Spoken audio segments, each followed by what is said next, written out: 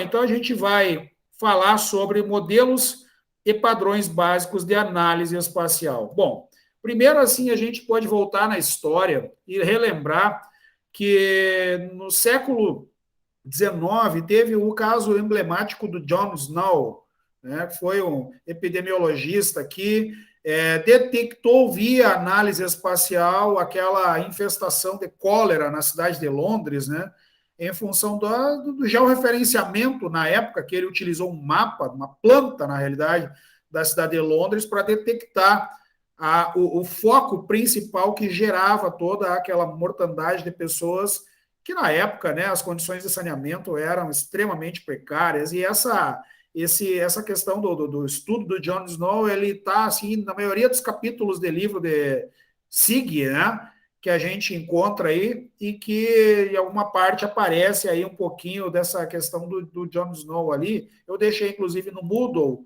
o link para o filmezinho dele. Eu não até quero ver se está disponível aqui ainda. E às vezes eles tiram o link aqui, o Dailymotion, vamos ver. É capaz de ainda estar. Está carregando. A história da humanidade, né?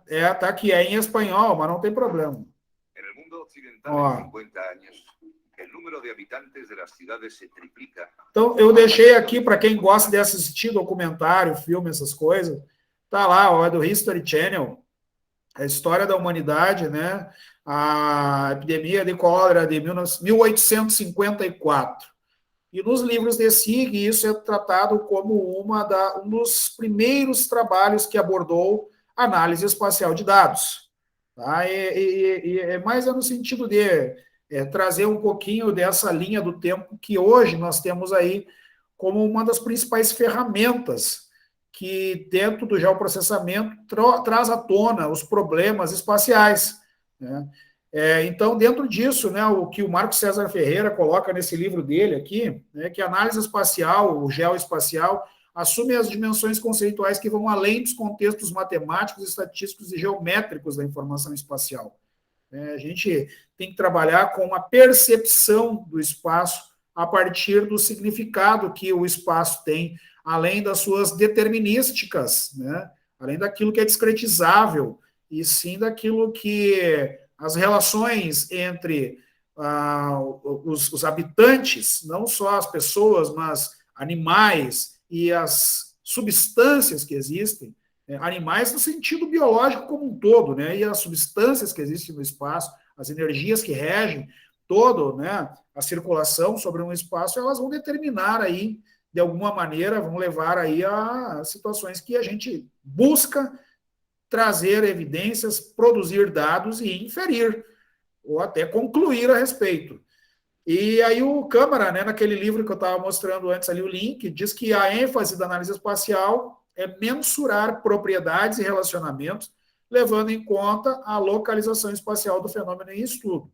Então, um diz que é algo que vai além da mensuração, né? O outro diz que a ênfase é a mensuração. Mas, assim, nesse contraponto que o Marcos Ferreira e o Gilberto Câmara trazem nas suas argumentações, eles juntos sintetizam muito bem aquilo que a gente produz em termos de análise espacial, que é reconhecer, a partir de todos os recursos que nós temos dentro das tecnologias de geoprocessamento, aquilo que incide sobre um determinado espaço geográfico, uma área, né, uma superfície, enfim. Então, a localização do fenômeno, como eles dois colocam, né, tem em si aí dados físicos e dados socioeconômicos. Os dados físicos e os dados socioeconômicos, eles nos levam a fazer uma análise espacial que tem, né, nesta análise espacial, de forma intrínseca, um modelo inferencial, porque a inferência, ela é algo empírico no sentido da ciência. Até se chegar a uma determinação real, uma hipótese, né, e depois a comprovação de uma hipótese, a inferência é aquilo que, ao longo do estudo científico da análise espacial, ela se altera, ela pode ser modificada na medida em que a gente evolui os dados que a gente dispõe, que a gente ou trabalha com dados secundários de fontes pré-existentes, que a gente obrigatoriamente tem que concordar com aquilo que está ali, ou discordando tem que ir investigar, fazer, inventariar, né, na fonte, na situação, e muitas vezes isso é impossível, porque se trabalha muitas vezes com situações passadas, né? Voltar no tempo não tem como, então a gente tem que confiar muito em publicações, em artigos de jornais, em séries históricas registradas dos dados, armazenadas em institutos, em órgãos que retêm, que armazenam, que por função tem isso, né? Fazer a guarda disso. Então, esse modelo inferencial da análise espacial, essa primeira etapa, a gente, né, constrói os relacionamentos espaciais que constam do fenômeno, e como eu disse, né, na temporalidade isso pode nem ser possível de ser investigado no tempo em que está ocorrendo. Mas, a partir disso, a gente produz uma análise exploratória, e essa análise exploratória nos leva a gerar, então, essas interfaces aí que a gente está acostumado a visualizar para aí sim formular as nossas teses. Formular as nossas teses, comprovar, construir os cenários, né, e a partir dos próprios dados investigados, contrapor, verificar aí se realmente aquilo que essa análise exploratória, essa investigação, condiz com aquilo que os dados representam, né? Para isso, a gente usa, obviamente, metodologias, né? Então, na análise exploratória, nós temos uma etapa que é a identificação dos padrões da dependência espacial, dos padrões relacionados à autocorrelação, geoestatísticos, né, que fazem com que a gente possa, aí, a partir destas metodologias e da representação visual desses dados, desses fenômenos, ou melhor, que esses dados representam, então, né, formular aí hipóteses e buscar, inclusive, a partir disso, a comprovação e a determinação, a alteração das situações. E só para dar um exemplo, que no meu doutorado eu trabalhei com série histórica de precipitação e com eventos de enchente. E, claro, que série histórica é algo assim, numa cronologia de dados, no mínimo é 30 anos. A gente trabalha com a normal climatológica, né? E uma normal climatológica tem 30 anos de vida, de dados diários de chuva. E nesses 30 anos, eu selecionei lá as precipitações máximas anuais nos últimos, só que daí eu peguei a estação da UFSM, e a estação da UFSM ela está ativa desde 1961. Então, era mais de 30 anos. De qualquer maneira, ali foi selecionado via função de Excel, trabalhei com as máximas anuais, máximas diárias anuais. E aí, o que eu peguei nas máximas diárias anuais? Fui para o Arquivo Público Municipal de Santa Maria. No Arquivo Histórico Municipal, para quê? Para ir lá e olhar nos jornais. E descobrir nos jornais, em cada ano, quais foram as consequências, reportagens. Quer dizer, a gente muitas vezes tem que recorrer a essas fontes. E esses estudos aí requerem confiar na informação gerada no tempo em que ela ocorreu, né? Seja da forma como ela foi gerada. Hoje a gente usa muito site da internet, portal daqui, portal dali, né? Mas uma hora ou outra a gente tem que buscar aí até museu, enfim, né? Isso aí situações aí as mais diversas possíveis. Então, dentro de alguns exemplos do que a gente hoje, né, produz de análise espacial, é até difícil de citar, né? De tanta coisa que você faz. Na área que eu estava acabando de comentar com vocês, a parte hidrogeológica, né? Hidrológica, hidrometeorológica, a parte de modelagem de recursos hidrogeológicos, como concentração de metais em jazidas, aquíferos, escoamento superficial, qualidade de águas subterrâneas e por aí vai, né? A parte de estudos de solo, como distribuição espacial das características, das propriedades físico-químicas e biológicas do solo, né? Alguns exemplos aí: matéria orgânica, acidez, erodibilidade, teor de argila, fósforo, potássio, nitrogênio, os micronutrientes todos, né? Textura, né? E outros, né? Toda a parte que envolve a gestão ambiental, como o ordenamento do território, todos os estudos de poluição, demografia, saúde, doenças, epidemias, que a gente está agora aí recebendo uma carga de informação espacial sobre a Covid, que se comporta de uma forma absurdamente dinâmica em nível global, né? E a gente percebe que a sazonalidade ela está vindo sempre atrelada às datas em que as pessoas se aglomeram por assim, uma motivação emocional muito forte, que é muito difícil da gestão de uma epidemia controlar.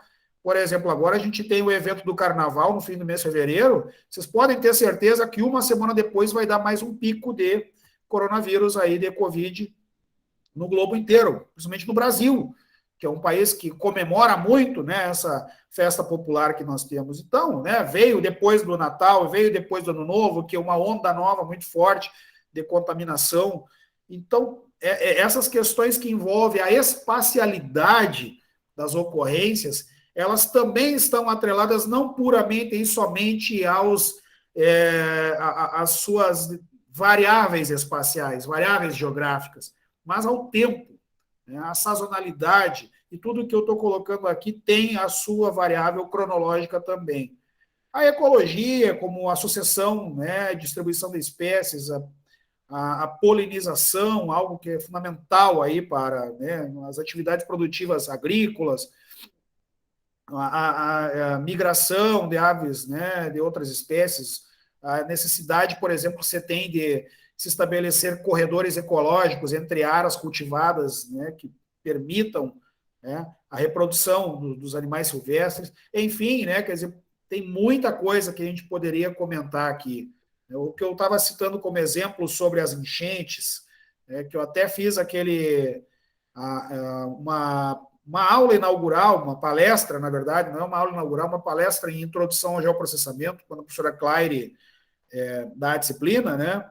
Acho que o Rogério me disse que assistiu na turma quando ele ingressou. Aquilo que eu abordo ali é uma análise espacial, né? Não é nada além de uma análise espacial que é embasada numa metodologia que se volta a provar uma tese. Tá? Então, é basicamente isso. Então, nós podemos dizer assim, que a posição por si só ela é insuficiente para estabelecer uma noção de variável espacial, né? Porque assim configura somente a informação geográfica, a latitude e longitude, e a variável, né? Então, somente um lugar no espaço, com as suas coordenadas ou com a sua dimensão espacial, a sua cota, ela não é uma informação espacial, ela é uma informação geográfica. Na análise espacial, a gente tem assim, o espaço ele não deve ser considerado isoladamente, mas segundo a distribuição relativa dos objetos e padrões e arranjos espaciais. Então a gente tem assim, sempre quando vai fazer aplicar uma metodologia que envolve dados espaciais, ou seja, a gente está fazendo uma análise, uma avaliação daquilo que está ocorrendo em determinado lugar, determinada abrangência, nós utilizamos diversas fontes de dados geográficos, né? Porque a gente parte que os dados geográficos representam fenômenos ocorrentes no espaço geográfico que têm interconexões, que se correlacionam, que dependem entre si em alguma medida em função de alguma variável que explica aquilo que o fenômeno está, né, produzindo nesse espaço. Então, a gente pode mostrar assim da seguinte maneira, né, que a informação espacial e a informação geográfica, elas são coisas diferentes, né? Não é a mesma coisa. Olha só, porque a informação geográfica, ela tem ali, ó, ela vincula a um atributo espacial, ou melhor, vincula um atributo espacial a um sistema de referência baseado em coordenadas geográficas ou projetadas, tá? A famosa UTM. E logo, então, uma informação geográfica, ela, para nós que trabalhamos com interfaces de geoprocessamento, ela é, assim, uma informação georreferenciada, tá? Muito dificilmente, salvo projetos de grande escala e grande escala cartográfica, como o caso de plantas topográficas, aparecem com coordenadas em sistemas cartesianos de origem 00. O que não deixa de ser um georreferenciamento, desde que você tenha o 00, uma referência azimutada, né? Mas, na maioria dos casos que a gente trabalha com análise geoespacial, essas informações geográficas, elas são informações georreferenciadas. E a informação espacial, por sua vez, ela se organiza de forma espacialmente agregada, espacialmente coerente, né? Sendo que essa espacialidade é uma propriedade de dependência e de influência dos vizinhos ao lugar em questão, a variável que está na informação georreferenciada. Então, ela não é e não deve ser tratada de forma isolada, porque não vai representar o fenômeno como um todo. Tá? Então, isso está, né, a síntese que eu trago aqui sobre a diferença da informação geográfica e da informação espacial, está aqui, como eu mostrei antes, no livro que eu me basei para, entre outras publicações que estão ali no Moodle, né, para formular essa aula para vocês. E aqui é um exemplo de informação geográfica. As coordenadas de latitude e longitude em graus decimais, por sinal, tem um erro aí, né? Tem um erro cartográfico bem ruim aí da minha parte, que eu não botei o símbolo do grau ali, mas tudo bem, está implícito, né? Os pluviômetros do Instituto Nacional de Meteorologia e as suas localizações geográficas, que em escala elas estão relativamente nas suas distâncias corretas aí, né? Apesar de só ser uma informação de tela, né? Então, ali, o que nós temos? Uma latitude, uma longitude e o nome da estação. Cruz Alto, FSM, Encruzilhada, Bagé e Santana do Livramento. Isso é uma informação geográfica. Vejam que ela não traz significado. Né? Nós não conseguimos avançar numa análise sobre isso da forma como está. Por quê? Porque nós temos uma tipificação nominal apenas de uma estrutura, de um equipamento que serve para medir uma variável de um fenômeno físico da natureza, que é a chuva. Então, quando a gente troca aí essa informação geográfica e atribui a essa informação geográfica uma medida de variável, tá? Que é, por exemplo, o total precipitado no mês de outubro de 2016, e eu peguei esse valor porque ele é um dos valores maiores que ocorreram nos últimos 5 anos, de total mensal de precipitação aqui na nossa região, principalmente Santa Maria. Esse mês de outubro de 2016, nos últimos 20 anos, ocorreu a maior precipitação diária total. Foi 184 milímetros em um único dia que choveu. Aí eu não me lembro qual foi o dia do mês de outubro, mas ocorreu em outubro de 2016. Então, nós ainda assim não vamos muito além. Nós temos antes aqui uma informação geográfica, da localização e do nome da estação. Nós temos uma informação geográfica que individualmente mostra a quantidade precipitada em milímetros de chuva num determinado mês do ano 2016. Só que para isso se tornar uma informação espacial, aí a relação de dependência, a correlação existente entre as medidas variáveis das variáveis desses pluviômetros, que quando se autocorrelacionam, dados, né, os aspectos geográficos de distância entre os pontos, do valor da quantidade precipitado medido em cada ponto, e a relação que essa quantidade tem em função do alcance da dependência espacial que o fenômeno precipitação tem sobre essa abrangência geral aqui, a gente passa a ter uma informação espacial ou espacializada, que mostra, né, uma transição aqui de certa forma, é empírico isso que eu estou mostrando, porque eu fiz isso aqui com base num interpolador não geoestatístico, que é o inverso da distância ponderado, o inverso da distância ao quadrado, o IDW, né, simplesmente para gerar aqui uma visualização da informação espacial da chuva.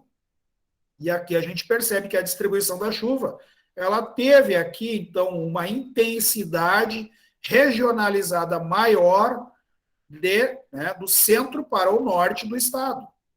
E do centro para o sul do estado, uma menor precipitação total no mês, o que mostra até aqui uma área de 1/4 da precipitação total aqui, ó, né, que ocorreu em Santa Maria. Por isso aqui uma linha transitória bem nítida. Claro que isso aqui é efeito visual da classificação temática que foi atribuída à figura. Mas a intenção é mostrar para vocês que se a gente considera somente os dados isoladamente, nas suas medidas, a gente não tem informação espacial. Portanto, nós não fazemos análise espacial. Agora, na medida que a gente aplica uma metodologia, que aqui no caso foi a dependência espacial determinada pelo aumento da distância entre uma estação e outra, e o quanto isto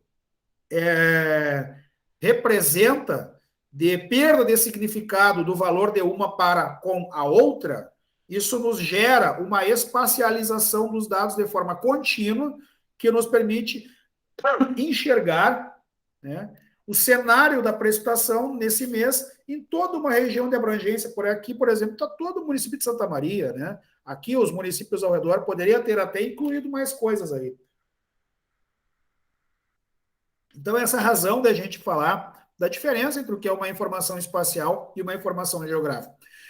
Uma informação geográfica, ela se torna uma informação espacial, desde que ela esteja relacionada entre valores medidos em vários lugares dentro do espaço geográfico.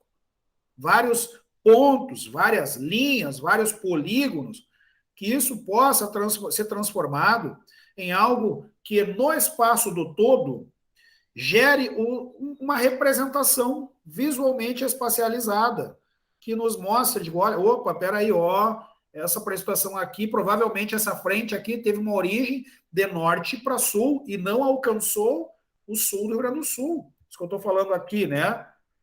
Então, a gente infere a respeito e comprova depois com os dados e com as informações que nossas metodologias produzem. Então, eu estou colocando aí, quer dizer, a produção da informação, ela requer, primeiro, essa etapa de coleta de dados. Lembra lá que lá nos estudos das áreas, os fluxos de interação, eu falei com vocês que existem os procedimentos relacionados aos estudos das áreas. E o primeiro deles era o inventário, né? O levantamento, a coleta dos dados. Para a gente produzir uma informação geográfica que vai se transformar em uma informação espacial, a gente tem que coletar os dados. E eles não vêm prontos na maioria dos casos. Os dados espaciais, eles podem ter, como eu disse antes, fontes primárias ou secundárias. O que é a fonte primária? A fonte primária é tu estar no lugar. Tu ir lá e entrevistar o habitante, né? Tu ir lá e cavar o solo, já referenciar a coleta do solo. Tu ir lá e coletar as folhas das árvores para analisar ali tamanho de área foliar ou um problema de uma doença que está ocorrendo no dossel, ou perfurar ali a serrapilheira para ver a capacidade de infiltração que o solo está adquirindo. Tu ir lá e entrevistar as pessoas para saberem quem elas vão votar na eleição. Isso são fontes primárias. As fontes secundárias a gente está muito acostumado a usar porque elas são mais de fácil acesso, têm menor custo ou às vezes são gratuitas, né? E são basicamente os portais das instituições que têm esta função da guarda de dados, do armazenamento, da sistematização, da organização e da disponibilização das informações na forma, seja elas informações tratadas, sejam os dados originalmente que produzem essas informações tratadas. Não tem melhor exemplo aqui que o nosso Instituto Brasileiro de Geografia e Estatística, para a gente mencionar como fonte de dados. Mas nós temos, por exemplo, a Infraestrutura Nacional de Dados Espaciais, nós temos a Infraestrutura Estadual de Dados Espaciais. No caso municipal, em Santa Maria, nós temos o Instituto de Planejamento do município de Santa Maria, né? No aspecto ambiental, nós temos a Fundação Estadual de Proteção Ambiental do Rio Grande do Sul, os outros estados têm as suas, diversas secretarias e órgãos governamentais, outros institutos, como o Instituto Nacional de Pesquisas Espaciais, agências reguladoras, como a Agência Nacional das Águas, Anvisa, a ANEEL, a Anatel, né, a NTT dos transportes. Daí começa a vir um monte de, né, situações e organizações que nos dão dados cujas fontes nós consideramos secundárias. Por quê? Porque nós chegamos naquilo já pronto. E como eu disse no início da nossa conversa, nós temos que confiar nessa informação. Confiar, mas confiar desconfiando. Peraí, quando tu vai fazer aquela análise exploratória que eu falei assim, opa, mas como que esse número está aqui? Porque as pessoas são passíveis de errar também, né? E às vezes um registro pode vir com erro. A gente observa isso muito nos dados topográficos da cartografia, em que alguns valores de pontos cotados aparecem às vezes com uma dezena ali, uma centena, mas que não é, né? E isso fica evidente quando a gente modela um terreno.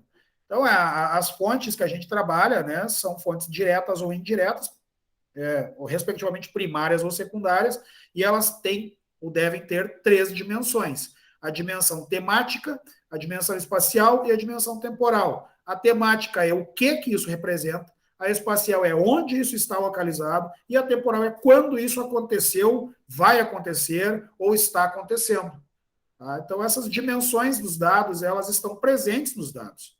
E nós que estamos sempre botando tudo nos mapas, estamos sempre preocupados com a questão espacial, né? Com isso aqui, né? Quer dizer, onde? Né? Qual é a abrangência? Qual é a escala? Quantos metros quadrados? Quantos hectares? Qual é a distância? Porque estamos trabalhando relacionados a um assunto. Mas a gente muitas vezes ignora a questão temporal dos dados.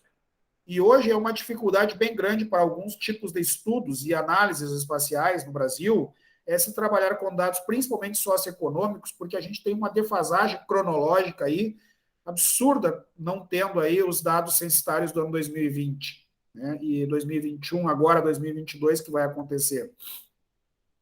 E como algumas detentoras desses tipos de dados não são públicas, né? Como eu falei antes, eu dei exemplos de fontes públicas de dados secundários. Mas nós temos aí as concessionárias, as empresas e outros, né, atores do espaço geográfico que detêm dados super atualizados, mas detêm dados para o seu uso privado.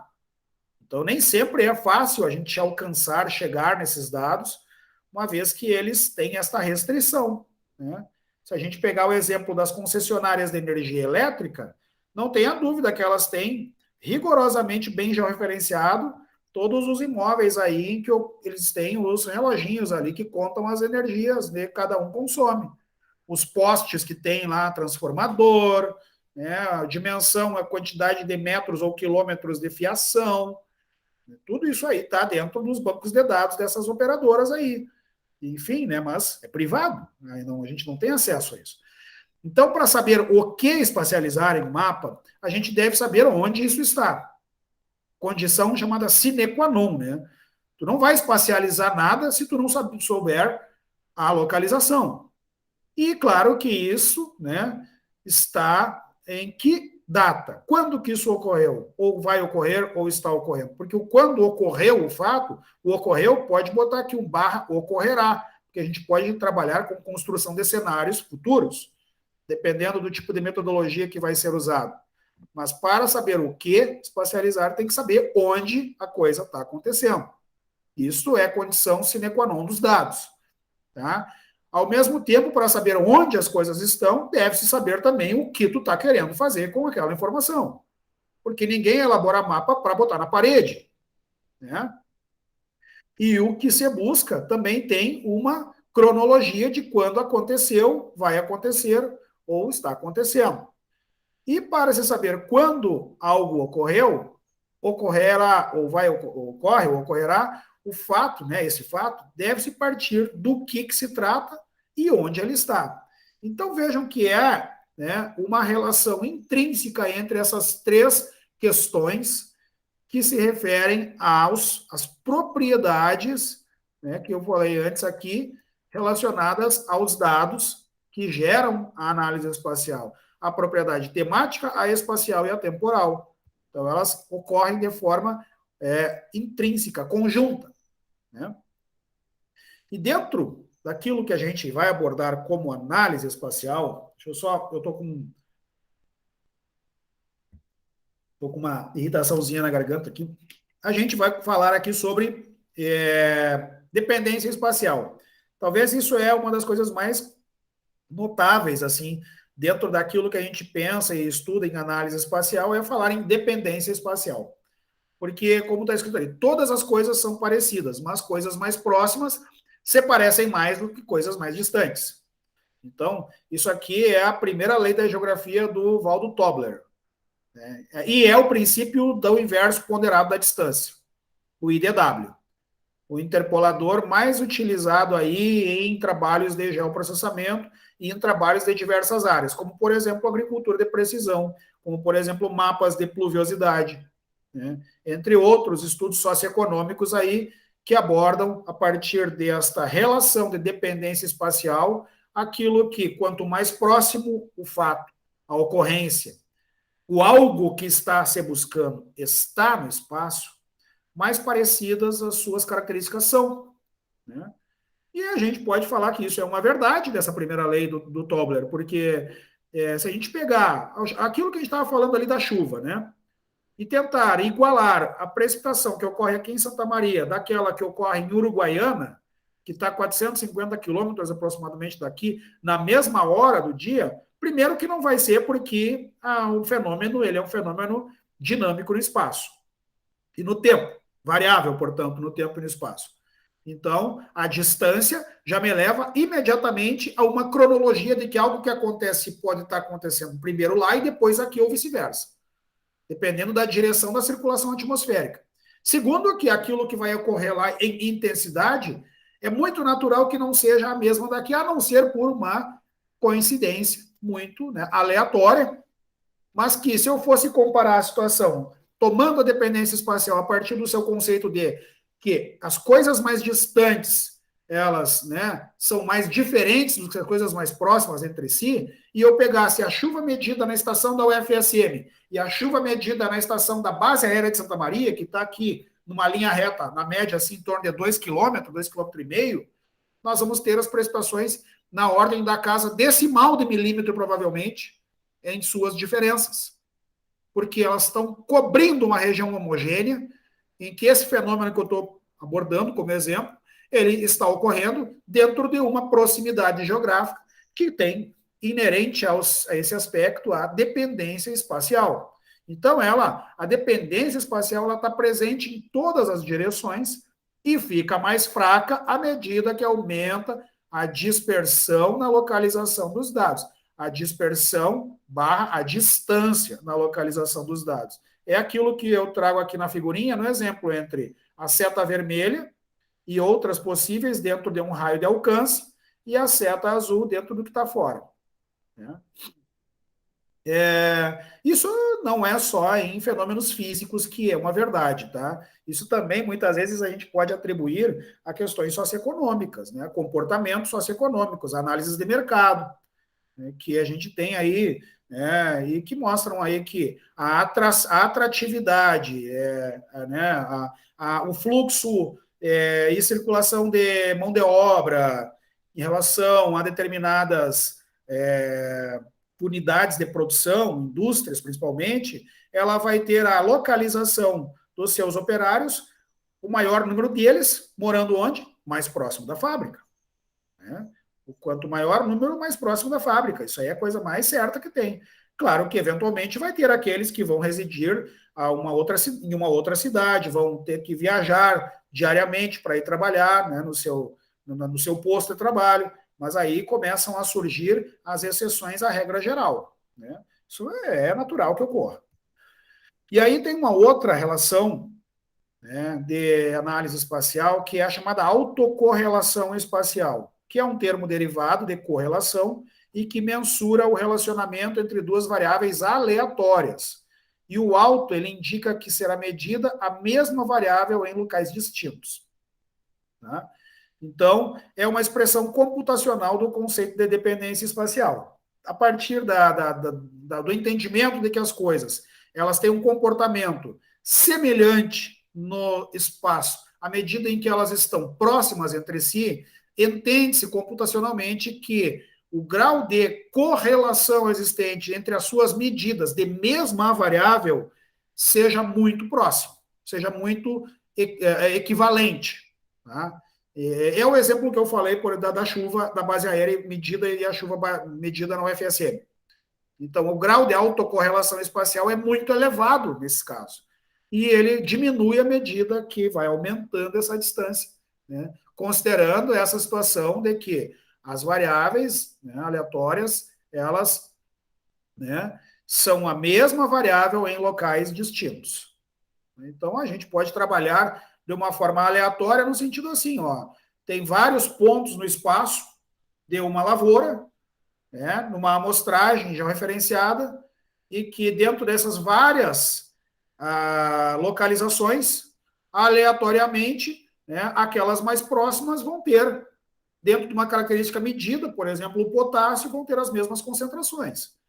Então, isso é a explicação daquilo que entende-se como dependência espacial, é que se tem algoritmos para determinar isso. Né? Indicadores de autocorrelação espacial. Aí também, né, a mesma coisa, quer dizer, vocês têm aí, né, a possibilidade de determinar a intensidade dessa autocorrelação, ou seja, verifica como varia a dependência a partir da comparação entre valores de uma amostra e seus vizinhos. Né?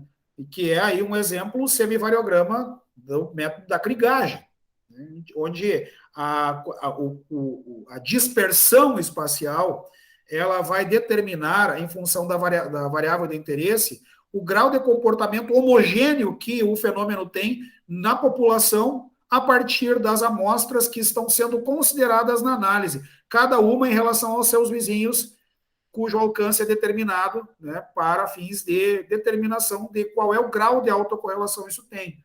Né? E isso é feito a amostra para todos os vizinhos, amostra, né, cada vizinho tem os seus, cada amostra tem os seus vizinhos, e um vizinho ele é amostra para outros, enquanto é vizinho para uma determinada amostra. Né? Por isso é autocorrelação. Né? Bom, aqui isso é, né, na geoestatística vocês vão ver isso aqui com muita propriedade, né? Quer dizer, a explicação de um semivariograma experimental, né, que tem ali, então, um alcance onde o fenômeno varia, tem o chamado efeito Pepita, quer dizer que a partir de que momento o fenômeno passa a ocorrer a variar no espaço, né? O alcance em X e a sua frequência, né? Ou seja, a contribuição, né, que a intensidade da autocorrelação que cada amostra tem em relação ao comportamento espacial. Né? Então, bom, isso na geoestatística vocês têm uma explicação muito mais aprofundada sobre isso e vão fazer exercícios sobre isso. Nessa parte 2, a gente vai falar de dados espaciais. Então, a gente falou até aqui sobre, né, a informação espacial e as relações espaciais entre o que é uma informação geográfica, uma informação espacial. Agora, os dados espaciais. Primeiro que os dados espaciais, eles têm posição. Lembra que eu falei antes, né? Quer dizer, a gente trabalha com onde as coisas estão, como que elas se comportam entre si, então a dependência espacial, qual é o tempo, né, que elas ocorreram, a forma de armazenamento, no caso dos dados, porque a gente tem que trabalhar com arquivos digitais, e os arquivos digitais eles têm diferentes tipos de armazenamento, tipos de expressão das alterações que ocorrem no espaço, ou seja, tipos de expressão da variação, então, variáveis discretas, variáveis contínuas, pixel, resolução espacial, resolução temporal, e claro que nisso tudo está intrínseco o que está sendo analisado, que não está aqui, né, nesses 4 tópicos, mas é natural que se saiba que quando a gente tem aí dados espaciais que tem georreferenciamento, que tem topologias, que tem data de produção ou data de ocorrência, e que tem meios de expressar a variação do fenômeno no espaço, o fenômeno no espaço eu já tenho que saber o que é, né? Então, aí nós temos aí dentro dos tipos de análise espacial, os padrões pontuais, as superfícies contínuas e os dados de área. Os padrões pontuais, o nome já diz, né? Os dados de fenômenos que se localizam de forma pontual no espaço. Localização de espécies, ocorrência de doenças, amostras de solo, amostras de tecido vegetal, né? Tudo aquilo que tem um X e um Y, né? E cujo valor Z é a variável de interesse, a variável que vai ser correlacionada espacialmente e que vai depender, obviamente, da sua localização. Dentro daquilo que a gente conhece como dados de superfície contínuas, existem os dados de sensoriamento remoto, os modelos numéricos de terreno, ou modelos digitais de terreno, modelos digitais de elevação, produtos de geoestatística, que são dados que têm comportamento contínuo no espaço. Então, aí a declividade, por exemplo, é um tipo de dado que tem um comportamento contínuo no espaço. A representação da declividade, né? os dados geológicos, quer dizer, a gente vê transições de concentração de um determinado mineral, né? Os dados ecológicos também, em que se trabalha com abrangências de densidades de espécies, mas tu não pode bater ali um limite de que é aqui que estão, que se tem a população do macaco bugio. É só aqui que tem e é nessa cerca. Na natureza não tem cerca. Então, se trabalha com mapas de calor, com densidades, né, com expressões visuais, como os mapas de Kernel, outros algoritmos aí que representam de forma contínua fenômenos que existem no espaço e que não se tem propriedades, características fenomenológicas que permitam a sua discretização, ou seja, a sua pontuação no espaço, seu delineamento poligonal. Né? E já tem no outro ponto, no outro lado, né? Aqui no outro tópico, os dados de área. Esse sim. Né? Superfícies discretizáveis. Áreas de cobertura discretizáveis, que estão associadas normalmente, né, a polígonos que contêm no seu conteúdo um aspecto homogêneo, único, comum. Dados censitários aí é o exemplo mais nítido que a gente tem. Setores censitários, bairros, municípios, mas principalmente setores censitários, que é aquela unidade territorial delimitada que tem perímetro e área, portanto é um polígono, e que dentro daquilo ali tem N variáveis, né, que representam N características da população. Agora, eu não sei se aquilo está mais para a esquerda, mais para a direita, mais no centro do polígono, porque se trata aquilo como um todo único. Né? Então, são as particularidades de cada tipo de dado que a gente trabalha. Então, aqui, aquilo que eu estava mostrando antes, quer dizer, os exemplos dos dados pontuais, né, aqueles que eu tinha mostrado agora com todas as estações do Instituto Nacional de Meteorologia, aqui no Rio Grande do Sul, e seus pontos e coordenadas, né, geográficas. Outro exemplo aqui de dados pontuais, o georreferenciamento dos produtores de frutas, legumes e verduras da região central do Rio Grande do Sul, tendo a sua tipificação na legenda aqui como fruticultura, olericultura e hortifruticultura, ambos, né? Então, aquilo que eu comentei na semana passada, eu até peguei essa ilustração aqui é um recorte daquilo que eu mostrei na semana passada para vocês, né? Aqui as áreas em cinza são as áreas urbanas e as linhas em vermelho são rodovias federais e estaduais, tá? Essas linhas na cor preta aqui são outras vias de outros, né, de jurisdições municipais, a maioria. Então a gente percebe o seguinte, né, quer dizer, as aglomerações desses tipos de atividades econômicas, elas ocorrem próximas às possibilidades de fluxos maiores, em regiões que têm mercados de consumo maiores, como é o caso aqui, ó, Santa Maria, a maior cidade e população da região, Santiago, a segunda maior cidade de população da região, né?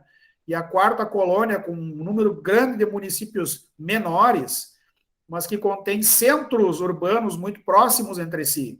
Então, isso favorece essa dispersão aqui, tendencia essa dispersão. Então, nós estamos falando aqui que na análise espacial, como o Ferreira comentou lá no início, né, não depende somente dos aspectos relacionados à geometria, à mensuração, os fatores discretizáveis, ao georreferenciamento daquilo que está sendo estudado. Há outros elementos motivadores da distribuição espacial dos fenômenos que a gente estuda. Nesse caso, muitas vezes há motivadores étnico-culturais, históricos, emocionais, né, que vêm aí, né, a corroborar as inferências que a gente faz dentro de um determinado objetivo, dentro da construção, da formulação de uma hipótese que depois venha a ser comprovada, né? Já um exemplo de superfície contínua, pegando o mesmo recorte, né, do cenário aqui, ó, que está aqui, né, em cor bege, aqui, que é a região central do Rio Grande do Sul, não é bem a região central que o IBGE tem, porque aqui tem Cachoeira do Sul, que, né, já é de uma outra região, mas é a região de alcance da Superintendência Regional da Emater, né, da nossa agência de fomento e extensão rural aqui do estado. Então, a gente trabalhou isso, fez uma pesquisa para subsidiar as ações da Emater e publicamos alguns artigos aí, orientamos os colegas que se formaram aí já, de vocês, né, com essas determinações. E aqui, então, sobrepondo, né, a questão da imagem, né, a mesma localização dos produtores que vocês enxergaram antes, mas a ideia aqui é mostrar num fundo, em um gradiente de cores, um gradiente que gradualmente, de forma contínua e não discretizável, se distribui no espaço, representando a partir das cores as elevações do terreno, né? Dando uma ideia de configuração geomorfométrica do terreno, das áreas dos vales, né? Das áreas dos vales aqui, né, nesse caso, né? E aqui nesse caso, não, aqui nesse caso aqui das altitudes, né, maiores em azul aqui, né? Inclusive aqui essa paleta de cores ela podia ter sido invertida para ficar mais coerente, porque o azul a gente sempre traz ele para o fundo dos vales e não para o topo dos morros, como aqui está mostrando. Dá uma ideia disso aqui é bacia, mas na verdade isso aqui é os topos dos morros e a parte mais embaixo é essa aqui, que vem a configurar, ó, olha aqui, ó, da parte mais clara vem formar uma bacia, ó, da parte mais clara vem formar uma bacia hidrográfica. Mas a gente não discretiza a bacia hidrográfica olhando para essa figura, simplesmente, diretamente, porque ela é uma superfície contínua, é um dado contínuo, né? E uma outra representação ainda na mesma área, vê como a gente pegando uma determinada área, a gente pode explorar diferentes tipos de dados, os pontuais puramente, somente os pontuais, né? E aqui eu falo em pontuais, mas a gente usou também aqui lineares, como as vias, para fazer uma inferência sobre a distribuição e a concentração dessa população.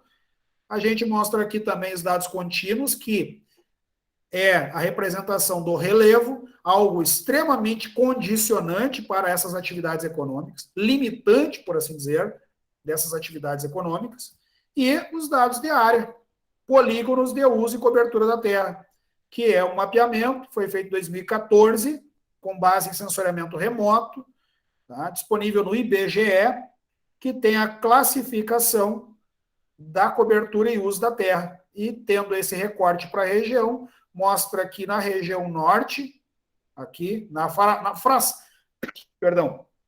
fração norte desse espaço aqui da região, nós temos uma predominância da lavoura temporária de soja e de trigo, né? Ou de pastagem mesclada com a mesma lavoura temporária. Ó, o bege e o verde, ó, predomina a região aqui. É a região do Planalto, aqui é a região aqui de Júlio de Castilhos, a região de Cruz Alta, para cima aqui, né, que abrange Tupã-Seretã. Esses municípios eles não estão aqui, mas, né, aqui Quevedo, Jari, né, uma região aqui que tem Pinhal Grande, Silveira Martins, né, São Martinho da Serra, Itaara, esses municípios eles têm aqui o que é? Uma altitude, vamos voltar aqui, ó, uma altitude da ordem de acima de 400 metros, olha aqui, ó, 366, 477. Né? Não está aqui o mapa da declividade, que é uma superfície, um dado contínuo. Mostraria o quê? Declividade plana. Portanto, sendo declividade plana de planalto, e não declividade plana de planície, sendo uma declividade plana de planalto, contém aqui uma geologia, uma pedologia e um clima que favorece esse tipo de atividade econômica. E é claro que não teríamos aqui altas densidades de produção de hortifruticultura, porque o preço da terra, o domínio da terra, a propriedade da terra, aqui, historicamente, já vem de tempos atrás, sendo utilizada, né, com esse tipo de produção. E aí, se a gente olhar para a parte de baixo aqui da região, a gente vai encontrar também a pastagem com lavoura temporária em frações bem menores, portanto, em áreas mais aleatoriamente distribuídas, né? Olha aqui a região de Santa Flora, que eu estou mostrando aqui, que é abaixo do centro de Santa Maria. Santa Maria está aqui, ó, cidade de Santa Maria. A região de Santa Flora aqui é uma das que mais tem produção aqui, ó, de lavouras de soja, assim como na região aqui próxima a Cachoeira do Sul, aqui, ó. E alguns lugares aqui vocês vão enxergar aqui. Mas aqui o predomínio da atividade econômica é a pecuária. Tá? Pecuária extensiva. Né? Então, a pecuária para a produção de gado de corte, que também, historicamente, tem como vocação essa atividade econômica nessa região. E bota historicamente nisso. Né? E aí, onde é que ficaram os produtores de fruta e hortaliça?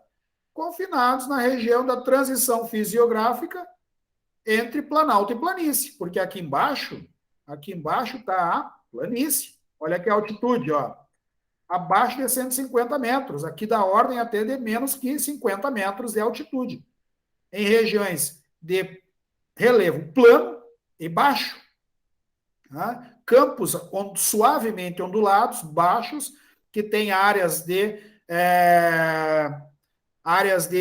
drenagens aluviais, onde você tem uma quantidade de sedimentos muito grandes aqui, rios bastante sinuosos, como é o rio Vacacaí, o Vacacaimirim, o próprio rio Jacuí, nessa região aqui, entre outros, né, que formam aqui a região, e que, historicamente, tiveram, né, a ocupação com essa atividade. E as atividades aqui do intermediário, ó, aqui tem daí essa diversificação, que está aqui, ó, nessas cores, ó. Vegetação florestal, paisagem, lavoura diversificada, pastagem, vegetação florestal. Lavoura diversificada, tá? Entendam essas atividades aqui, ó, que é esses laranjinhas aqui, ó. Vegetação florestal, lavoura diversificada, alguma silvicultura, né? Aqui no azul mais intenso também, vegetação florestal, lavoura temporária, pastagem, lavoura diversificada. Então, esses tons de azul aqui caracterizam bem essa região de transição entre planície e planalto, e a gente aqui está usando essa explicação para mostrar a combinação, que a gente pode fazer uma inferência tomando por base dados poligonais, né? No anterior aqui, tomando por base dados de superfícies contínuas, né? E aqui os dados puramente pontuais. Tá? Então, são os tipos de dados que a gente está colocando aqui. Dentro desses tipos de dados e os problemas de análise espacial, a gente parte daqui, ó. Análise de padrões pontuais, tipos, né? Localização, eventos pontuais localizados. Exemplo, ocorrência de doenças. Aqui, tudo aquilo que eu já falei ali sobre unidades de produção de hortifruticultura, que a gente trabalha com, né, a agricultura familiar, com a pequena propriedade. Problemas típicos, determinação de padrões e agregamentos. Né? Aqui, no caso, o que a gente abordou ali, distanciamento entre mercados de consumo e a localização da propriedade. Problemas de deslocamento do mercado, dos produtos ao mercado. Então, enfim, essa tabelinha aqui ela é bem simplória, por sinal. Né? As análises de superfícies em amostras de campo e matrizes. Matrizes não mais é que um arquivo raster, tá? Um arquivo de linha por coluna. E aqui o exemplo, depósitos minerais, mapas de fertilidade, né? Problema, interpolação e a incerteza relacionada ao grau de dependência espacial existente entre as amostras. Né? Ou seja, a comprovação da correlação espacial a partir da determinação, né, de um índice de correlação, um coeficiente de correlação, um estudo estatístico que envolva no todo todas as amostras e a distância que uma tem entre as outras e as outras têm entre a uma. Né? No conjunto total da amostra, que vai dizer, ó, o grau de correlação é 0,8, 0,9, 0,95, para saber se há uma dependência espacial concentrada mais aqui, mais lá, enfim. Né? Análise de áreas, daí, os polígonos e seus atributos, os dados censitários é o melhor exemplo, mas a gente viu aqui no slide anterior que isso não necessariamente possa ser apenas dados censitários.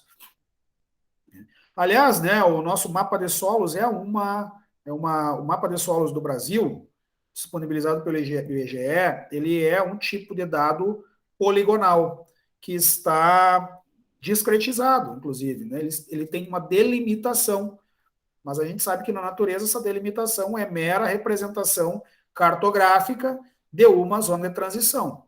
Então, mas é a forma como a gente consegue trabalhar e como ela é entregue pela sua instituição provedora. Né? O mapa de solos aí de escala 1 para 250 mil que o IBGE fornece para download. Os dados espaciais, então, tendo posição espacial, eles têm uma localização absoluta, expressa em coordenadas atreladas a algum sistema de referência, que nós, de uma forma quase que predominante em geoprocessamento, utilizamos um sistema de coordenadas geográficas ou um sistema de coordenadas projetado em uma superfície plana amarrada a um elipsoide, que é o universal transverso de Mercator. Mas existe, como eu comentei antes a questão, né, das coordenadas plano-cartesianas, puramente, originalmente, tendo 0 e 0 como origem. Então, quando a gente olha, por exemplo, né, uma planta qualquer da cidade, um mapa viário, a gente nem se dá conta que a gente está observando vetores, né, que separam, né, que podem construir um polígono e que cada um deles tem, né, no seu segmento vetorial, né, um par de coordenadas. O primeiro nó e o segundo nó, ou seja, os dois pontos e entre eles a distância euclidiana mínima, que é a linha reta. Então, nesse caso que eu estou mostrando aqui, que a gente enxerga linhas, nada mais é do que a configuração unida entre diversas posições pontuais que representam os vértices da Praça 15 de Novembro, aqui, ó. Né? Então, cada segmento vai ter os seus vértices, e esses vértices têm a localização. Né? Eu peguei 2 aqui para mostrar, só para ilustrar isso. Ainda sobre posição espacial, definem como as entidades se relacionam entre si e entre as demais. E elas incluem conceitos topológicos, métricos e direcionais. Tá? Isso é próprio de elementos de posicionamento espacial. Tá? Então, a topologia, ou seja, a função da posição, ou seja, a vizinhança, a pertinência. Né? A métrica é a sua localização pura e a distância, ou o tamanho da área que ela representa. E a direcional é quando isto assume um fluxo. Ao norte de, acima de, para a direita, para a esquerda, ao noroeste, a sudoeste, e assim por diante. A topologia é o estudo das propriedades geométricas que permanecem invariantes sob deformação, portanto, é a função daquilo que geometricamente existe, independe de fatores como escala e projeção. Então, por exemplo, assim, se a gente pegar um vetor de um rio, né, independentemente da escala que ele aparecer, ele tem uma topologia. É uma topologia que é geometricamente a linha, e que a linha tem uma direção unidirecional e que vai sempre num sentido de cima para baixo. Independente do tamanho que for, da escala que aparecer, tem essa topologia. É a função daquele dado. Né? Então, aí, como estou colocando, não depende da escala, não depende de se está em coordenada geográfica, em coordenada UTM, não depende se está representando somente 10 quilômetros do rio, da sua nascente à primeira confluência, ou se vai da nascente até o delta lá, no Parque Estadual do Jacuí, ou lá, que seja, né? Isso é o que menos importa. A função, ela segue. Né? Quanto às relações topológicas, existem vários tipos existentes conforme os tipos de estruturas dos dados que a gente pode trabalhar. Entre polígonos, né? Entre polígonos e linhas, entre pontos. Então, a gente pode ter disjunções, que é, né, não estar nem conectado, simplesmente estar espacializado, né, separadamente. Existem as topologias de adjacência, em que os polígonos se tocam, a linha toca o polígono, a linha toca a linha, ou o ponto toca o ponto, o que é muito raro de acontecer, porque ponto, geometricamente, é tratado como uma unidade adimensional, então ele não tem tamanho, mas, né, pode-se assumir que o ponto ele possa ter ali uma relação topológica de alcance, e que estando muito próximo um ponto ao outro, pode-se assumir que eles são adjacentes, mas já chama a atenção, isso não é muito comum. Sobreposição, aí, né, entre polígonos, entre linhas que cruzam a mesma linha, aí sim, né, entre pontos, o ponto estar rigorosamente sobre o outro. Né. Aí a sobreposição, nesse caso, até assume a verdade que aqui na adjacência eu não entendo como algo que ocorra geometricamente de forma correta, perfeita. Mas, né, aí vai vendo outros tipos de relações topológicas, né, a contingência, né, o B contido em A contido em B, a linha dentro do polígono, ponto contido na linha, cruzamento, né, ou seja, é o que está mostrado aqui, entre linha, né, polígono, por exemplo, não cruza polígono, polígono sobrepõe polígono, ou no todo ou em parte, ó, né, olha aqui, ó, polígono sobrepõe. Cruzamento entre polígono? Não, né? A gente não vai enxergar. Cruzamento é de linha com polígono, de linha com linha. Né? Ou, né, relações de direcionamento. O B está ao norte do A, né? E assim, ou à esquerda, a leste, à direita, a oeste. Né? Então, sobreposições também aqui mais uma vez, né? Eu acho que aqui repetiu até. E aí, mais aí indo, né, sobre mais natureza de dados, distância, relação de distanciamento entre pontos, entre linhas, entre polígono e linha, entre polígono e polígono, comprimento, né, perímetro, no caso, se for polígono, comprimento, se for linha. Por isso que eu falei, ponto é adimensional, não tem medida, não tem dimensão. Né? Área, volume, né? Quando a gente está falando de 3 dimensões, que tem arestas, é uma superfície, portanto, relevo tem volume, água tem volume, né? Armazenamento de água assume volume. Até pode-se dizer assim que um fenômeno que a gente espacializa na forma plana, ele também tem volume, que é a chuva. Basta a gente decompor a medida de milímetro de chuva, sabendo que aquilo é 1 litro sobre 1 metro quadrado. E se eu tenho X metros quadrados ou X hectares, que tem X milímetros precipitados ali, automaticamente eu tenho um volume em metros cúbicos de chuva naquele período. Então, né, é uma medida que pode ser assumida de forma indireta a partir de uma superfície plana.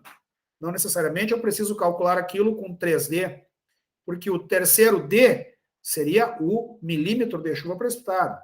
Né? Raio de alcance, que nesse caso aqui se utiliza bastante em inverso da distância ao quadrado, em krigagem, né? Para se saber se diferentes amostras num determinado alcance elas possuem dependência espacial ou não. Caminho ótimo, que é a questão do grafo, né? Ou seja, a análise de redes, então que se busca um caminho mais curto, né? O caminho de menor impedância, todas são relações topológicas que a gente vai encontrar aí e claro, isso nem sempre está pronto. Essa questão da topologia dos dados, muitas vezes a gente parte de um dado vetorial e a gente tem que construir a topologia para ele, identificar o direcionamento da linha, atribuir uma determinada parâmetro ou atributo para a linha, né? Ou seja, por exemplo, eu posso criar uma linha ali, um vetor de velocidade, e dizer, bom, essa linha tem uma velocidade média de 40 km por hora, essa tem de 20, essa tem de 80. E no espaço, isto vai ser o quê? O elemento da definição, por exemplo, dessa topologia aqui de caminho ótimo. Qual é o caminho que tu precisa? O mais rápido ou o mais seguro? Né? O de menor distância ou o mais curto de menor distância ou o mais rápido?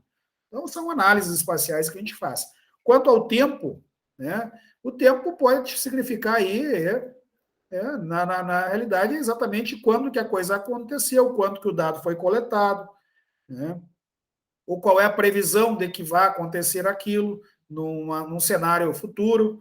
Então, a gente tem, né, a questão dos dados espaciais, como eu falei antes, né, as suas determinações puramente geométricas, topológicas e cronológicas. E aí a gente parte aí para a teoria dos 4 universos, dentro da modelagem dos dados. Isso aqui é abordado dentro da disciplina de banco de dados, né, modelagem de dados espaciais e outras disciplinas aí, SIG, muito fortemente também.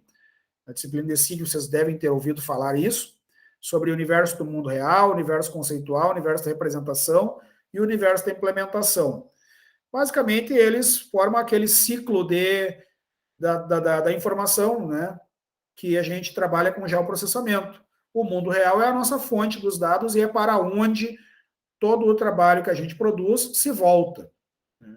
Quer dizer, para as transformações que o mundo real necessita.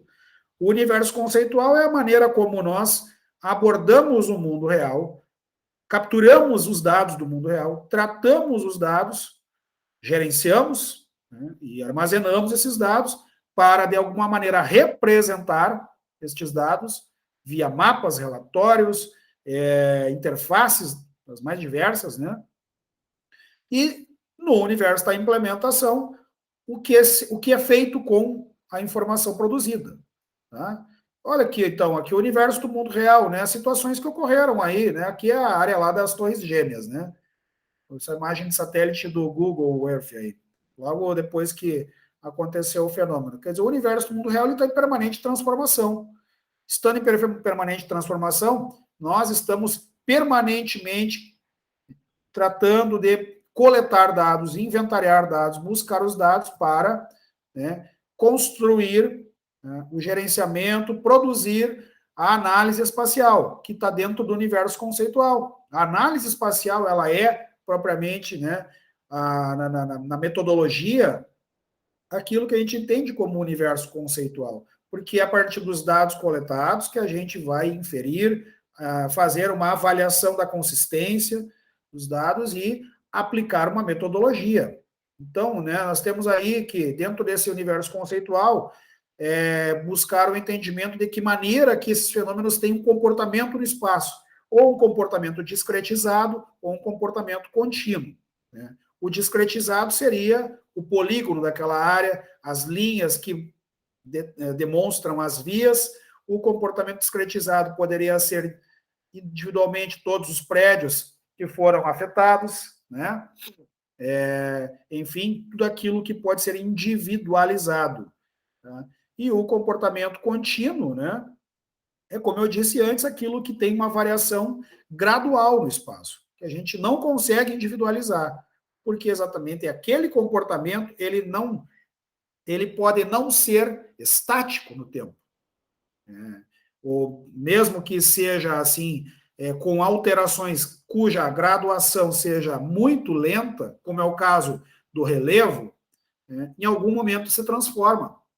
Então, por isso, ele tem uma variação contínua, diferentemente de um dado censitário, que é discreto. Foi coletado aquilo lá no ano 2010, e lá para 2010 era aquilo. Está lá, congelado no tempo. X pessoas dentro do tal daquela área, daquele setor censitário. Então, isso é discretizável. Né? E essa questão de variabilidade, então, né, os dados, eles, na realidade, eles têm... A principal parte de um dado espacial é a variável. É a variável que sobre ele está. Porque a parte georreferenciável dele né, como eu disse, é uma informação geográfica qualquer. O que vai se tornar uma informação na análise espacial que representa, de alguma maneira, a variação de um fenômeno é a variável de interesse. Né? E a variável discreta, ela pode ser localizada com precisão, porque tem coordenadas. A variável contínua, ela depende da resolução espacial do dado, da matriz, né, que vai representar o fenômeno. E quanto, né, maior a resolução espacial, menor a área representada no terreno. Mais detalhado é o fenômeno naquela célula, mas ela assume ainda assim uma variação contínua.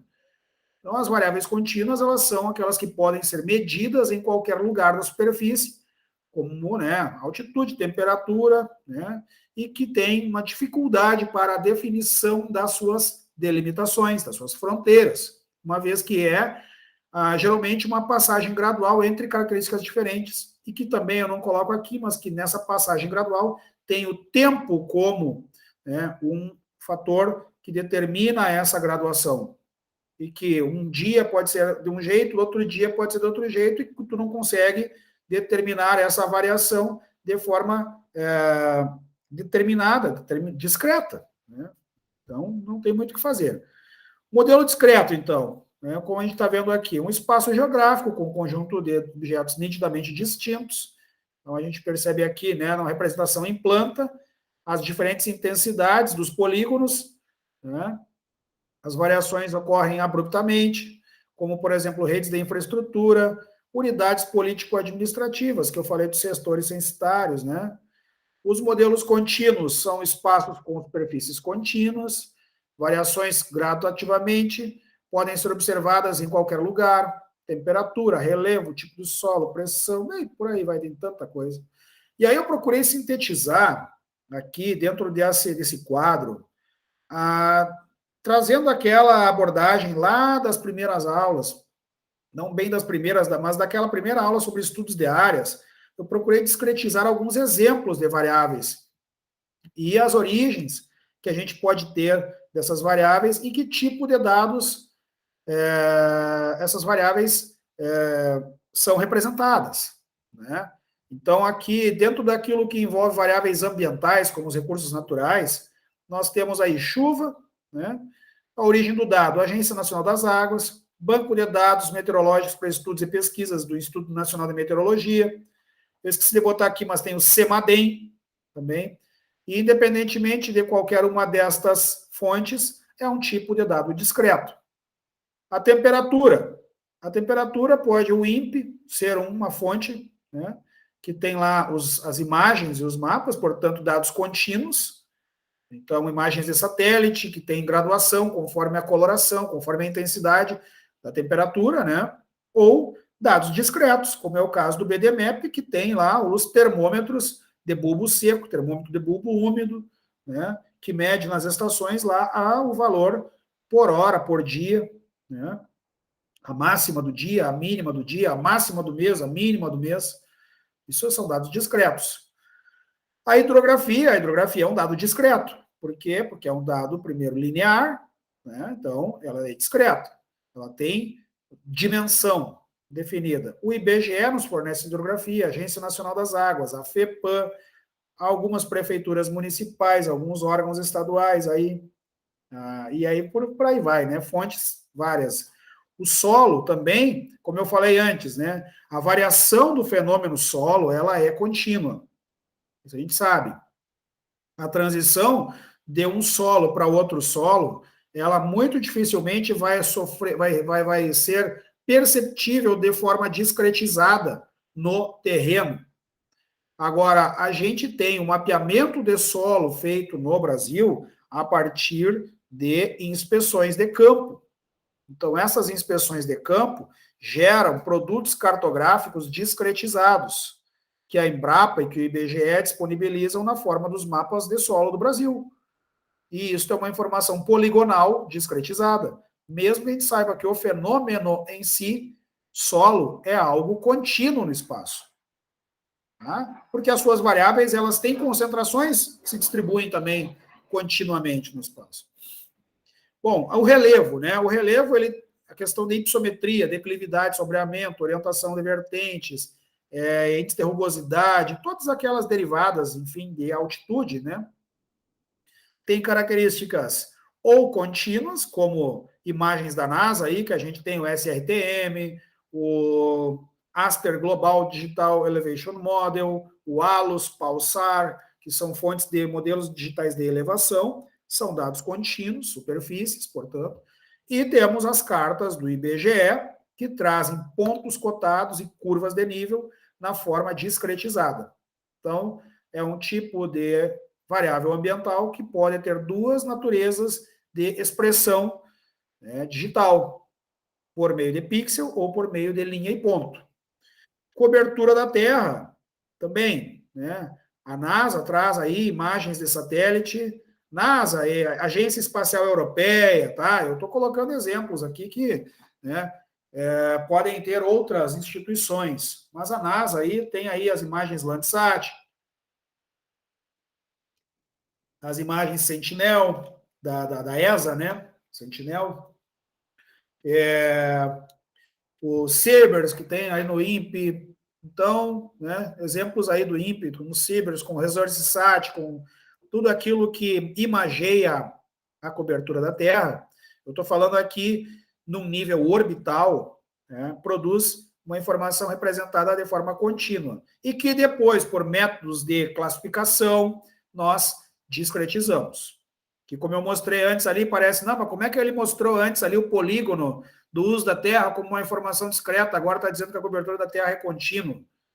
A origem da informação vem a partir de sensoriamento remoto, e o sensoriamento remoto tratado com metodologias aplicadas de classificação, processamento digital das imagens, classificação das imagens de forma supervisionada ou não supervisionada, né? E daí atribuição dos usos e coberturas sobre a imagem classificada, nós temos a possibilidade de poligonação dos diferentes usos e aí sim uma discretização da informação, né?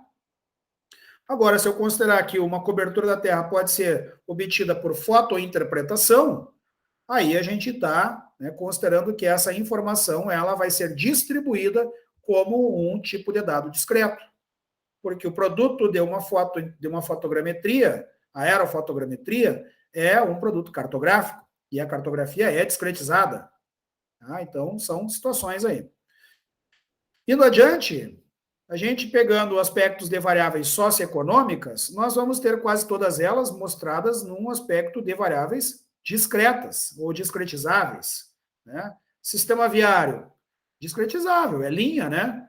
Então, é redes, IBGE, OpenStreetMap, base cartográfica vetorial contínua do Rio Grande do Sul, da FEPAM, urbanização, mesma coisa, né? A questão aqui que eu trago como a NASA, né, mostrando que isso aqui já considerando uma área classificada, por isso que está o C aqui, ó, entre parênteses, porque isso aqui pode vir de um produto de dado contínuo no espaço, que é uma imagem multiespectral. O OpenStreetMap também tem os polígonos das áreas urbanas, o uso da terra, agricultura, reflorestamento, pecuária. Ó, a origem do dado, já falei antes, mesma razão de eu ter falado aqui, na cobertura da terra. Uso e cobertura da terra. Origem dos dados, contínuo. Varredura.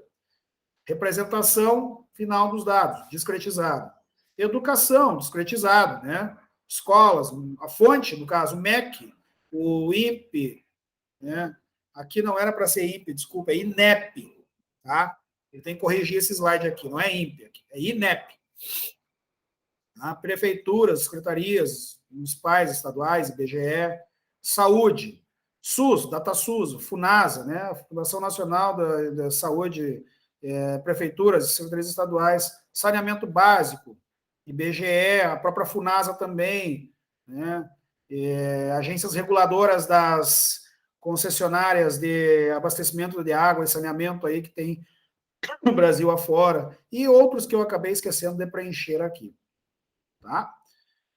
Dentro do que, então, isso tudo vindo, né, numa questão que envolve o universo conceitual, aquilo que a gente trata a informação de forma metodológica para poder, né, fazer a sua representação. E não tem mais coisa conhecida por vocês aí do que falar em dado vetorial, dado raster e dado TIM. Né? Sendo que o TIM é um tipo de dado vetorial especializado, que em vez de ser linha, ponto e polígono, é aresta, face e nó. Né? Então, aqui ó, a gente enxerga as coisas sabendo que isso aqui não é uma linha, é uma aresta, que esse triângulo não é um triângulo, é uma face, e que o ponto não é um ponto, é um nó. Então, é um tipo especializado de um dado oriundo vetorial, né? Tá? Que pode ser transformado num dado raster. Daí, então, a nossa representação aqui nesses três tipos de representação. Tá? Os tipos de representação computacional dos dados espaciais. Bom, esse diagraminha aqui também é clássico, né? Está lá nos livros do Gilberto Câmara, lá no INPE, está em maioria das publicações aí de SIG. Quer dizer, nós temos para fins de representação computacional de dados espaciais, sempre temos uma interface. O desktop, né, o notebook, o tablet, o smartphone.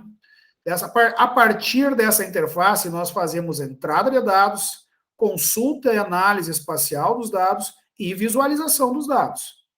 Então, a gente migra os dados utilizando comandos, utilizando softwares, a gente faz gerenciamento utilizando algoritmos aplicados, embarcados aí em softwares como SIG ArcGIS, como o QGIS, GRESS, SAGA-GIS, o Orfeu Toolbox, entre outros aí, né?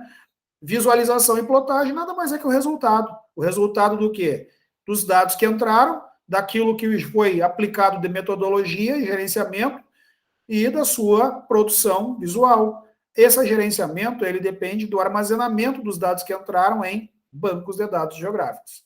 Então, essa concepção aqui de representação computacional dos dados, concebida pelo Câmara, isso aqui é clássico já, né? É só mais para... É redundante até isso que eu estou falando. E aí, várias representações possíveis, né?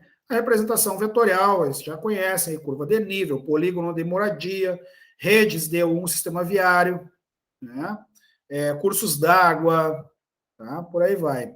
Aqui, então, representações em pontos, em linhas, em polígonos, as redes, né? Um tipo de representação visual especializado que tem uma topologia definida, que tem o arco e o nó, em que o arco ele tem uma dimensão e tem atributos que podem ser tipificados, né? O nó ele também tem uma informação que tem a sua localização e que também tem atributos tipificados, né? Que podem assumir dimensões relacionadas ao fenômeno em estudo. Por exemplo, numa rede de saneamento, no mapeamento de uma rede de saneamento de drenagem pluvial de uma cidade, as tubulações subterrâneas, elas podem conter ali nos arcos, que são os segmentos entre uma boca de lobo e outra, ou entre né, principalmente entre uma sarjeta e outra, ela vai ter lá, por exemplo, a medida do comprimento, né, o diâmetro da seção, a capacidade de evasão que aquilo tem. No nó, o nó vai ter ali, por exemplo, a profundidade do posto em inspeção, o diâmetro da tampa do posto em inspeção, né, uma série de outras informações que podem constar ali, além simplesmente da georreferência. Né? O tipo de dado é muito utilizado em serviços como água, luz, telefone, como eu acabei de falar, rede de drenagem, urbana principalmente, né? Rodovias, né? Tudo o que envolve redes, estudos de redes de fluxos, né?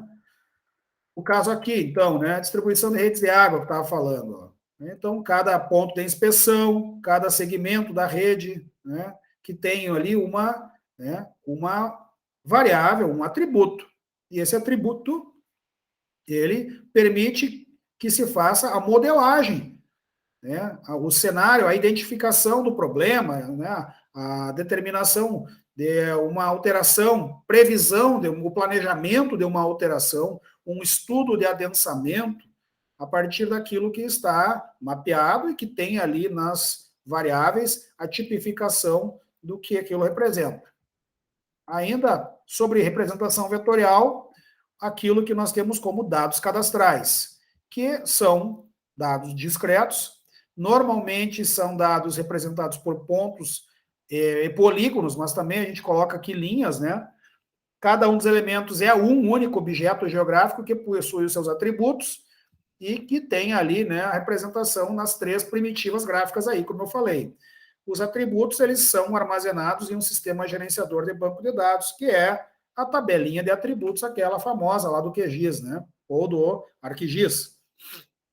Ou seja, a entidade espacial geométrica, ela está dissociada do conjunto de atributos alfanumérico, quantitativo ou nominal, né? O que atrela uma à outra é exatamente, né, a representação do fenômeno a partir da sua, né, conjunção, geometria espacial e tabela relacionada àquela geometria, ou seja, né, tem que haver ali, dentro da geometria espacial, um atributo comum àqueles atributos que alfanumericamente representam as variações, que faça a ponte entre uma coisa e outra.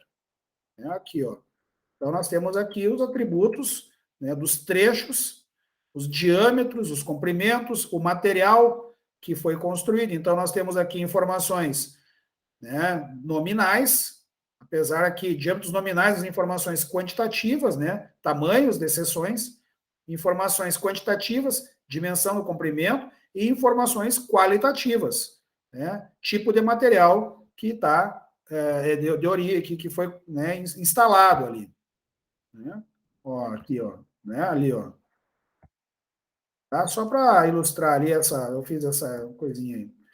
Na representação vetorial, ainda eu falei que os dados de grades triangulares irregulares, TIM, né, a rede, TIM, não são dados puramente vetoriais, são dados vetoriais especializados. Tá?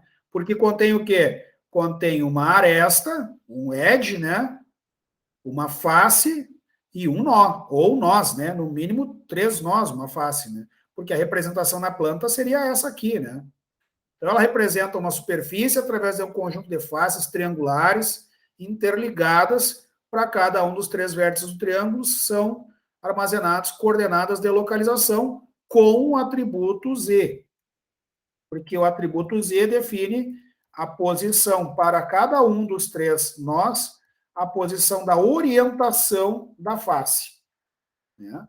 Para qual orientação essa face vai ter, vai ser voltar. E isso aqui é a base, por exemplo, para o mapeamento do relevo. Então aí, ó, né, nós temos isso aqui, é bem comum da gente visualizar e toda hora aí você faz mapeamento com grades triangulares irregulares. E, seguindo, né, a representação aqui do vetorial, né, pontos x, y, z, que por, né, a interligação ou interpolação linear direta se interligam, geram transições, formando arestas que, né, são possíveis de serem visualizadas numa perspectiva tridimensional. Visualização tridimensional mesmo, com um aspecto de volume. Mas parte tudo do quê? De uma malha de pontos x, y, z. Nesse caso, o z, ele pode representar a cota do terreno, se essa for a intenção, mapear o relevo, mas ele pode ser uma variável qualquer. Né? A questão é que, se for uma variável qualquer, a representação tridimensional ela vai perder um pouco o sentido visual, né? Porque se for terreno, a gente vai assumir aqui que isso aqui é um fundo de um vale, é um talveg, que isso aqui é um divisor de águas, né? Uma linha de cumeira, né? Que isso aqui é um pico de um morro, e que, assumindo uma variável que não seja a cota do terreno, isso perde o sentido um pouco. Vai mostrar o quê? Diferentes ascensões de maior intensidade do fenômeno em estudo relacionado às zonas de depressão, às zonas de menor concentração do fenômeno em estudo. Basicamente é isso. A representação matricial, bom, a representação matricial é dado raster, né? Então, o dado raster é representado por matriz de pontos com, né, M colunas e N linhas. E cada pixel possui o seu número de linha e da sua coluna. E tendo um valor correspondente ao atributo que está em estudo, que é o valor digital, sendo cada célula individualmente acessada pelas coordenadas de cada pixel, ou seja, o número da linha pelo número da coluna. Então, nós temos, ó, uma matriz de atributos, valores diversos, né, aleatórios aqui nesse caso, com P linhas e Q colunas, que tem uma dimensão D, nesse caso aqui, né, que é o quê? A dimensão da resolução espacial do pixel. Um atributo representado por cores, um atributo representado pelos seus valores de intensidade digital. E na imagem, né, cada célula dessas aqui pode vir a representar um componente do espaço. Então, né, nós podemos ter aí numa imagem de satélite classificada a representação de um rio em que o conjunto de pixels vai formar um alinhamento.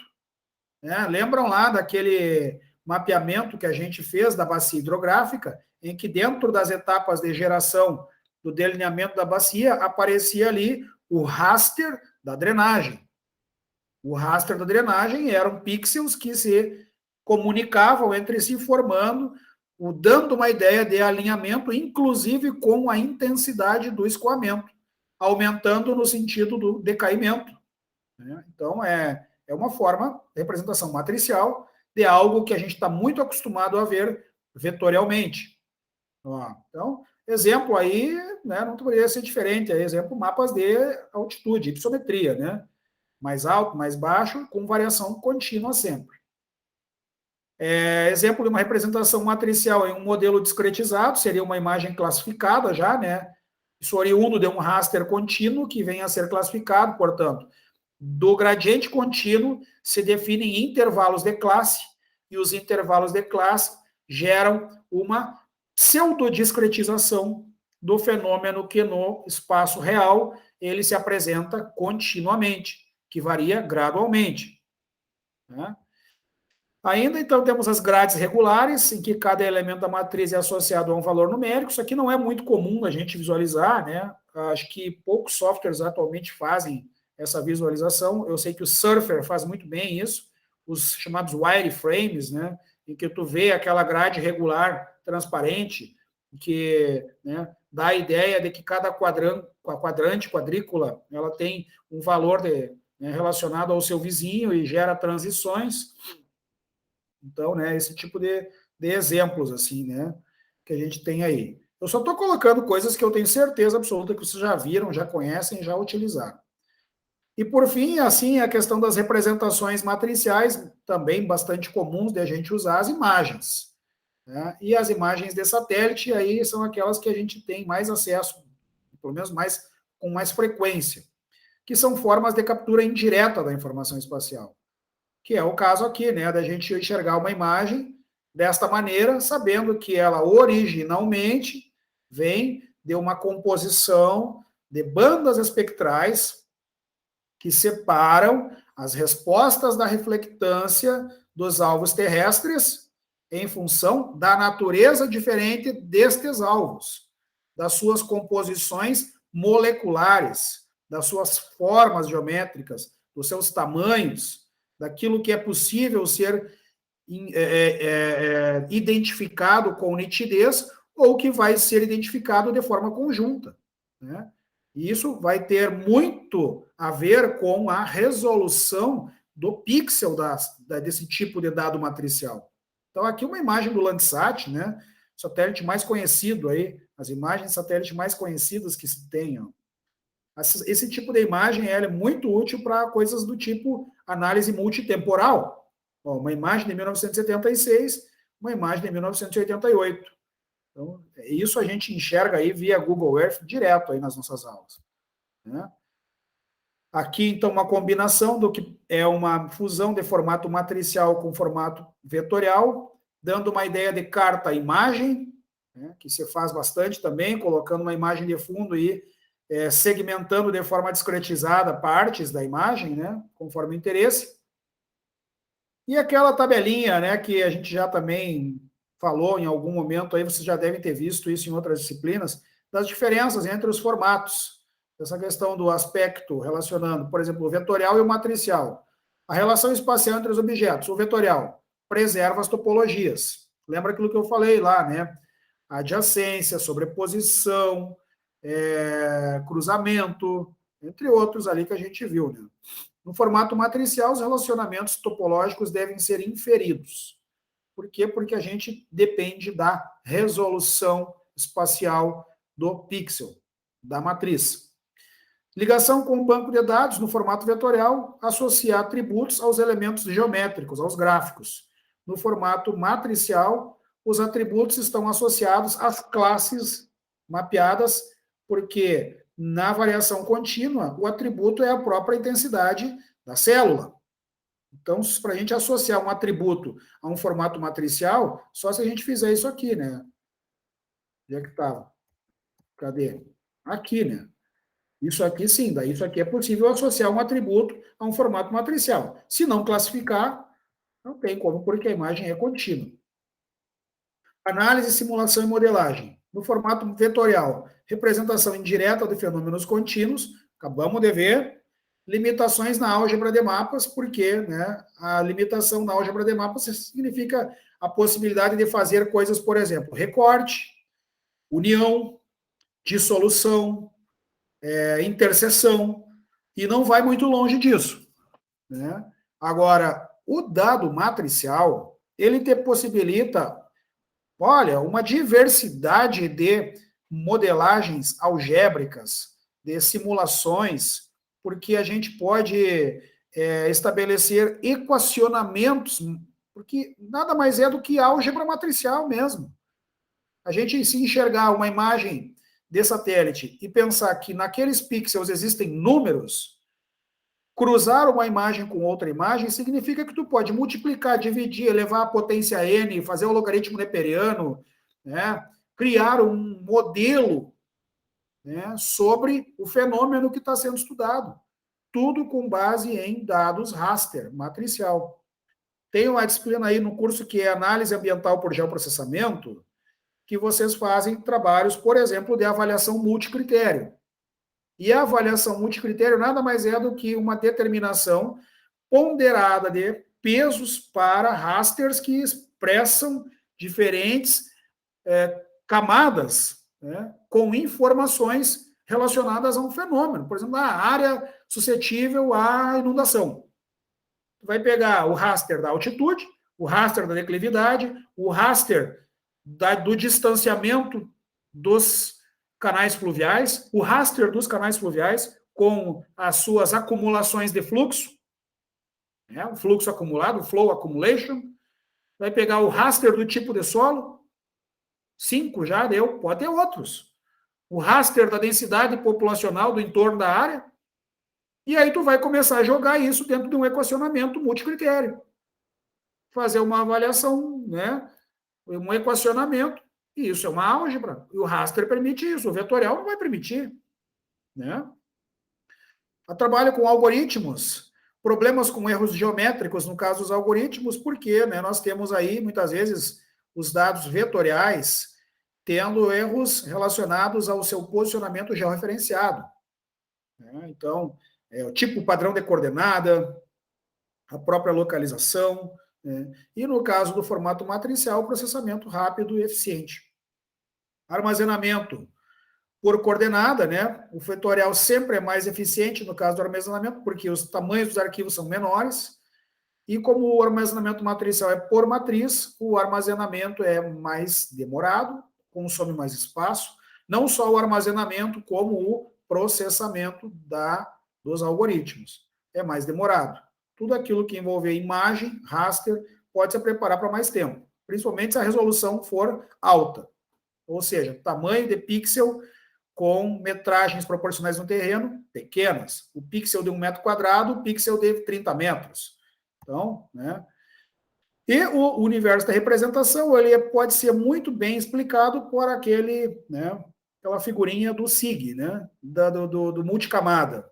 Que a gente tem o mundo real e temos N possíveis informações sobrepostas, obviamente, atreladas a um sistema de coordenadas.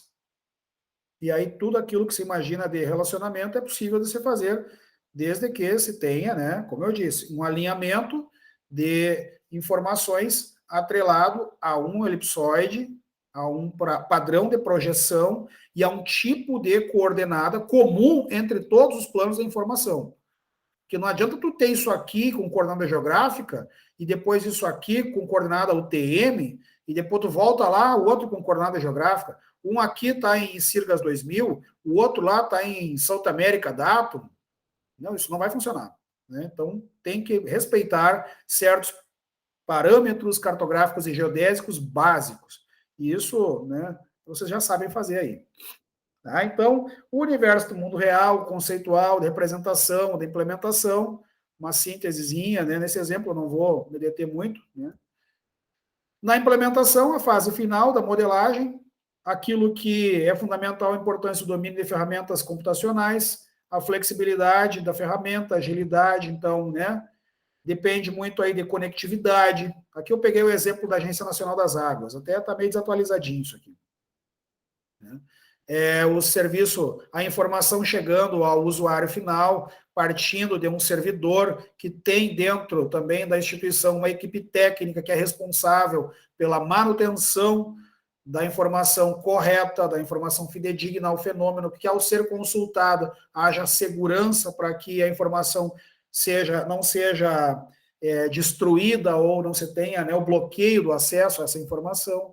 E é isso aí, então, quer dizer, isso é só um exemplo, né, da implementação que poderia ser por outros meios também, mas que atualmente a gente enxerga isso muito via serviços web, né, via portais, via sistemas de gerenciamento corporativos aí das diferentes instituições que usam dados oriundos de geoprocessamento. Tá? Então, tudo aquilo que eu falei ali, algumas coisas estão aqui, outras não, evidentemente que, né,